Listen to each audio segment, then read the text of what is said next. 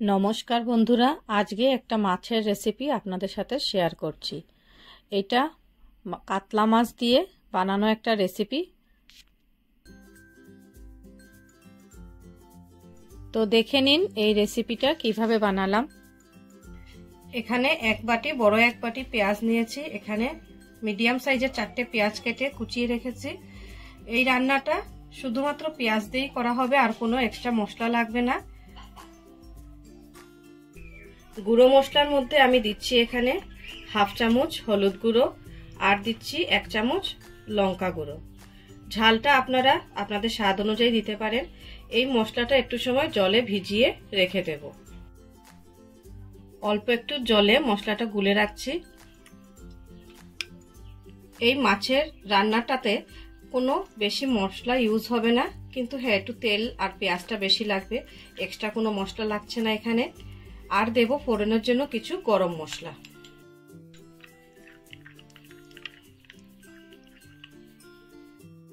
গরম মশলার মধ্যে এখানে নিয়েছি দারচিনি, গোলমরিচ আর এলাচ, এই কটাই লাগছে। এখানে 600 গ্রাম মতো মাছ, আমি কাতলা মাছ নুন হলুদ দিয়ে মাখিয়ে রেখেছি। 5 থেকে 7 মিনিট মাখিয়ে রাখলেই হবে, তাতে মাছের মধ্যে মশলাটা ভালো করে ঢুকবে।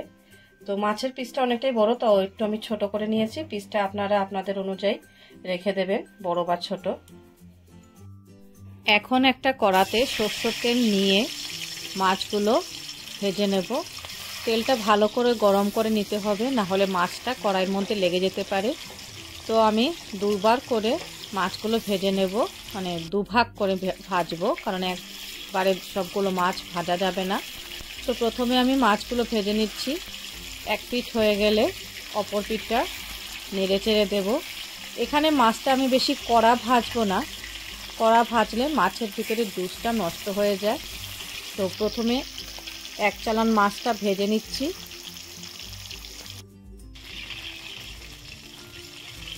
এখানে মাছ ভাজা হয়ে গেছে, তো আমি এই মাছগুলো তুলে নেব। নিয়ে পরের মাছগুলো ভেজে নেব এক এক করে। সেই আগের মতো করেই ভাজবো, বেশি কড়া ভাজবো না। যদি আপনাদের কড়া ভাজা মাছ পছন্দ হয় তাহলে ভাজতে পারেন, কিন্তু এই যে রান্না, এটার মধ্যে কড়া মাছ ভাজাটা না হলেই ভালো হয়। তো উল্টে পাল্টে মাছগুলো এবারও ভেজে নিয়ে তুলে রাখছি। মাছ ভাজার যে তেলটা রয়েছে সেই তেলের মধ্যেই আমি গরম মশলাটা ফোড়ন দিয়ে দিলাম। তারপরে দিয়ে দিচ্ছি কুচিয়ে রাখা পেঁয়াজ। পেঁয়াজটা ভালো করে নেড়ে চেড়ে দেব, আর একটু ব্রাউন কালার হবে সেই পর্যন্ত অপেক্ষা করব। এখানে পেঁয়াজ একবারেই পুড়িয়ে দিলে হবে না, মোটামুটি হালকা ব্রাউন হয়ে আসবে সেই পর্যন্ত ভালো করে ভেজে নেব।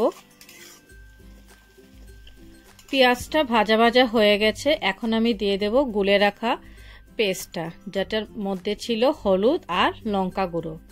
প্রায় 5 থেকে 7 মিনিট মতো ওইটা আমি একটু নর্মাল টেম্পারেচার জল দিয়ে সেটা গুলে রেখেছিলাম। তো মশলাটা কষাতে কষাতে দেখতেই পাচ্ছেন 5 থেকে তেল ছেড়ে দিয়েছে। এই সময় আমি একটু জল আবার এই মশলাটার মধ্যে দিয়ে দেব, যাতে পুড়ে না যায়। আর দিয়ে দেব অল্প একটু লবণ, যাতে পেঁয়াজটা ভালো করে সিদ্ধ হয়ে যায়। এইখানে গরম জল বা নর্মাল যে টেম্পারেচার জল, সেই জলটা ইউজ করলেও চলবে, কারণ একটু গামাখা গামাখা ঝোল হতে হবে এবং পেঁয়াজটাও যাতে সিদ্ধ হয়ে যায়, সেই জন্যই এই জল দুবার করে আমি এখানে ব্যবহার করব।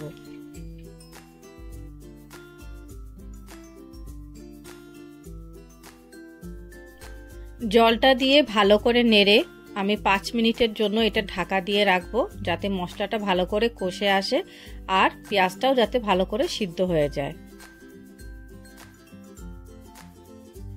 মশলাটা খুব ভালোভাবেই কষানো হয়ে গেছে, খুব সুন্দর রং দেখা দিচ্ছে, আর পাশ থেকে তেলও ছেড়ে দিয়েছে।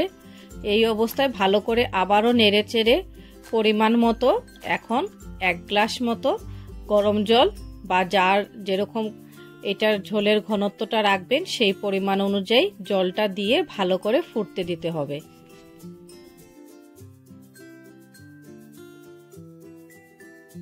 এই রান্নাটা বিশেষত ঘন ঘনই হবে, তার জন্য বেশি জলটা না দিলেই ভালো। আমার এখানে 600 গ্রাম মতো মাছ ছিল, তো আমি এখানে মোটামুটি 300 ml এর মতো জল দিয়ে ভালো করে ফুটিয়ে নিয়েছি। ফোটানোর পরে তার মধ্যে ভাজা মাছের টুকরোগুলো দিয়ে আরও 5 মিনিট মতো ঢাকা দিয়ে এটাকে আমি রেখে দেব, যাতে মাছটাও ভালো করে সিদ্ধ হয়ে যায়। মাছটা সিদ্ধ হয়ে যায় বলতে এটাই বোঝাচ্ছে যাতে মাছের ভেতরে ভালো করে এই যে মশলাটা আছে বা নুন যেটা আছে সেটা ভালো করে এটার মধ্যে ঢুকে যাবে। তাহলে মাছের স্বাদটাও চলে আসবে ঝোলের মধ্যে, আর ঝোলের যা মশলা বা নুন ছিল সেটাও মাছের মধ্যে ঢুকে বেশ সুন্দর একটা টেস্ট বেরোবে। তো তৈরি হয়ে গেল আজকে কাতলা মাছের এই রেসিপিটা। এই রেসিপিটা হচ্ছে অনেকে তরতরাও বলে, অনেকে চচ্চড়াও বলে, তো আপনারা যে নামেই এটাকে ডাকতে চান বলতে পারেন। তো কেমন লাগলো আজকে এই কাতলা মাছের রেসিপিটা? ভালো লেগে থাকলে অবশ্যই লাইক, কমেন্ট ও বেশি করে শেয়ার করবেন। আমার চ্যানেলে নতুন হয়ে থাকলে অবশ্যই সাবস্ক্রাইব করে পাশে থাকা বেল আইকনটা প্রেস করে দেবেন, তাহলে যে কোনো নতুন রেসিপির আপডেট সবার আগে আপনাদের কাছে পৌঁছে যাবে। তো ভালো থাকবেন, সুস্থ থাকবেন। দেখা হচ্ছে নতুন কোনো রেসিপি নিয়ে নতুন কোনো ভিডিওতে। নমস্কার।